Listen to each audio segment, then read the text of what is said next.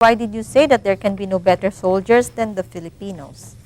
Because I know my blood. I cannot, to compare the Americans with the Filipinos would be unfair. Maybe you compare the Americans with other soldiers, but our soldiers, the Filipinos, are really top-notch. Fighting spirit. Alam mo itong, baka ma-insulto ko pa.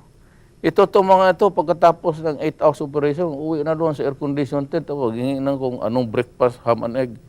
Itong Pilipino, tapunan mo lang ng, dyan. Baski dito, kawawa talaga. Walang kain niya minsan. Baski sardinas lang, fight. Kasi itong ating sundalo, alam nila na mahirap ang bayan. At yan sila halos karamihan rin, nasanay na sa mahirap. Wala mo nakitang anak ng milyonaryo na sundalo. Sanay talaga ito sila, even at the start of their careers. Talagang gano'n na, kunting sweldo, but tinitiis yan. Kaya nga,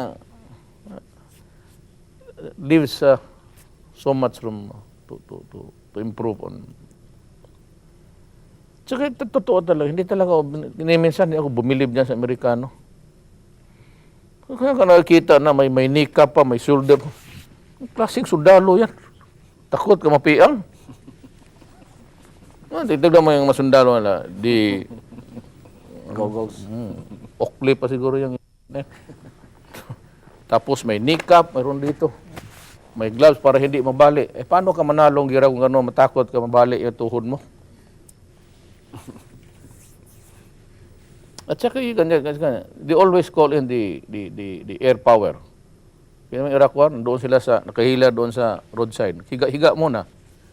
Tapos yung reduced to rubble na yung pati yung kulaban lang. Wala na makitang ulo kasi binumba lahat. Papasok na sila.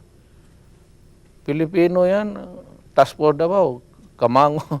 They will crawl all the way until morning time just to engage the enemy.